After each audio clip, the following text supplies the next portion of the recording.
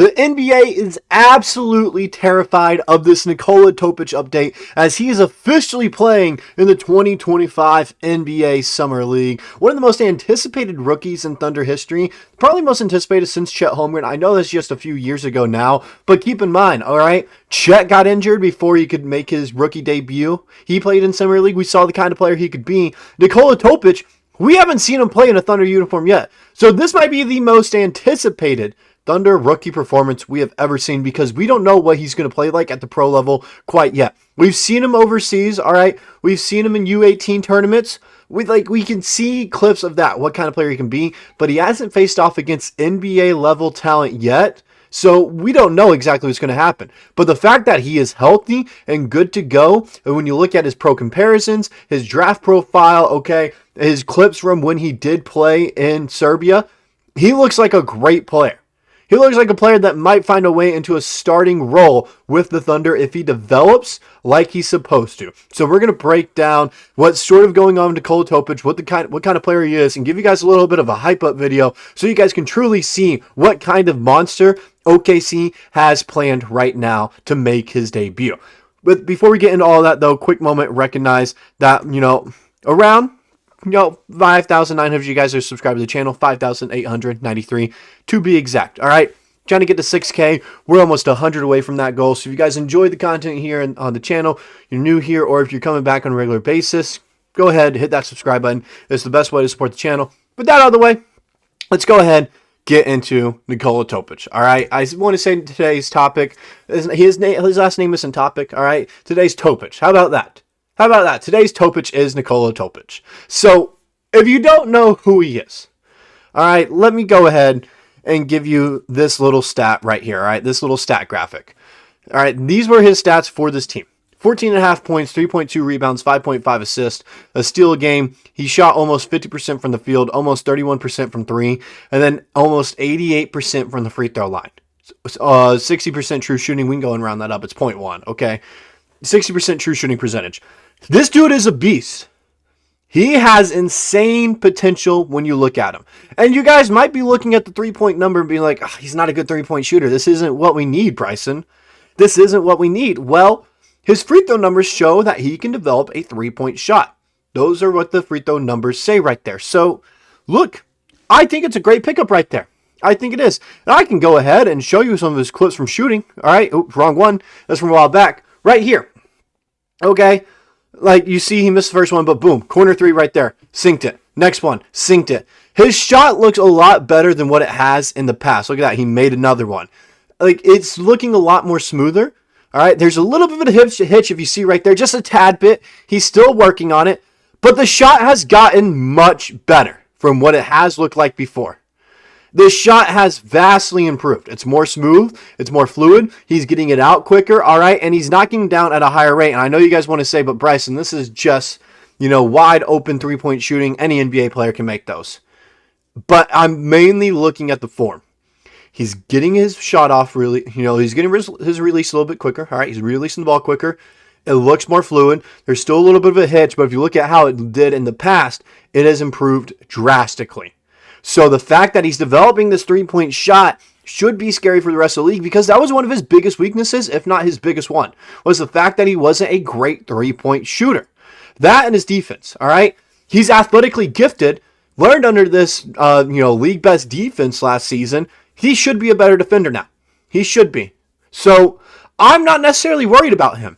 The three-point shot's coming along, and you could tell by the free throw numbers and that clip right there, he is developing.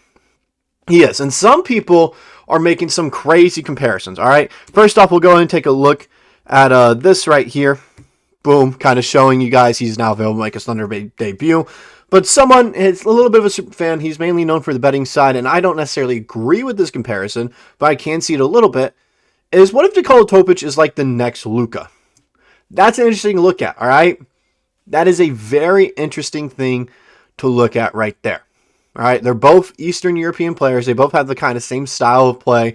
Nikola Topić, I think, is a little bit more athletically gifted coming into the NBA than Luka was. If you look at how Nikola Topić moves, he moves very, very well, okay? So I get these comparisons a little bit. And you can also look at his draft draft profile. This right here, all right? So there's no ceiling NBA's top 3 going into, I think, the playoffs. Alex Sarr was first overall. Then Nikola Topić jumped up to second. He jumped up to second. People had him as a top 3 prospect going into the NBA draft. Top 3. That's how good of a player he is, and the Thunder were able to get him at 12.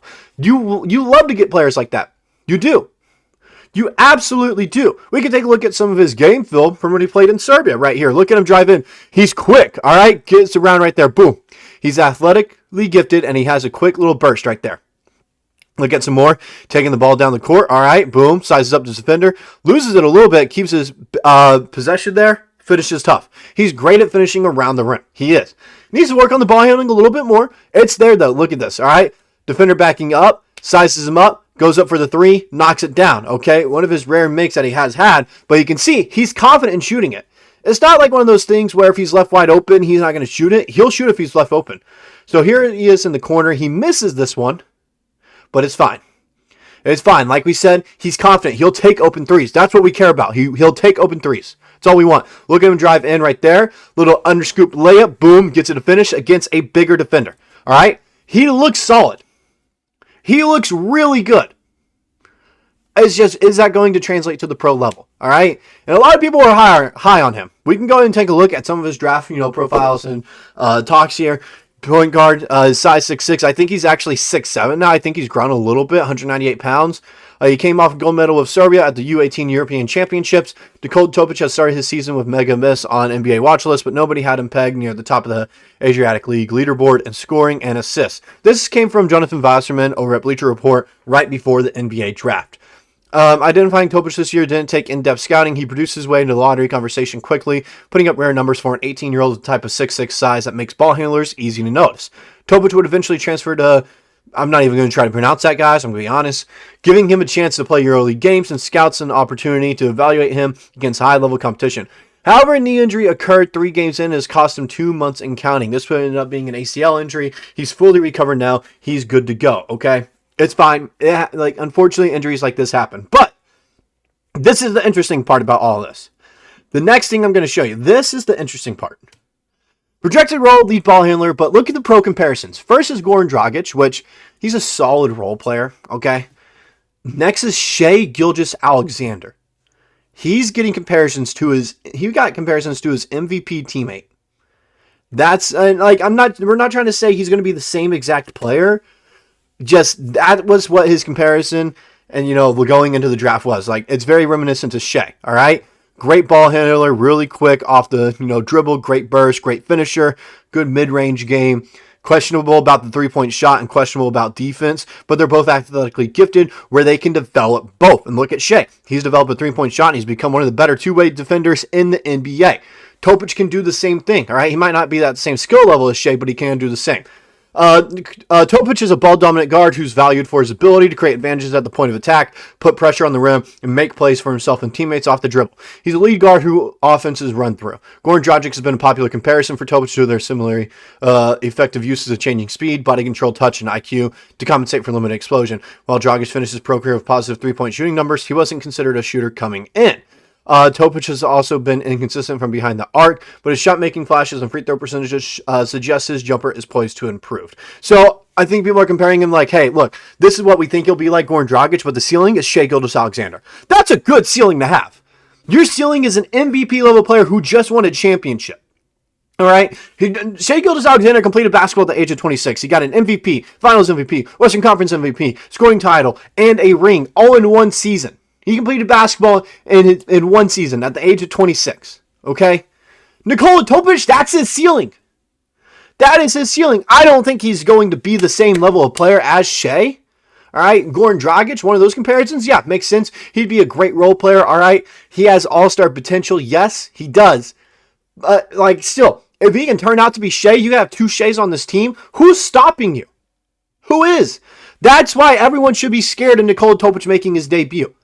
This dude is insane. He has insane potential. He's coming in as a rookie now after missing his entire first year. All right. Everyone is questioning, why aren't the Thunder making offseason moves? We get it. They just won the championship, but they don't want to do anything. Technically, they are. They're bringing in Nikola Topić and Thomas Sorber. All right. They're both 19 years old, top tier rookies. Okay, Nikola Topić can be an instant impact off the bench and potentially even be a starter in the future. That's how good of a player he is, and the rest of the NBA should be absolutely terrified of this dude and the Oklahoma City Thunder going into next season because of what kind of player Nikola Topić can be. That's all I got for this video. Let me know how hyped you guys are to watch Nikola Topić this summer league and next season. I'll see you guys in the next one.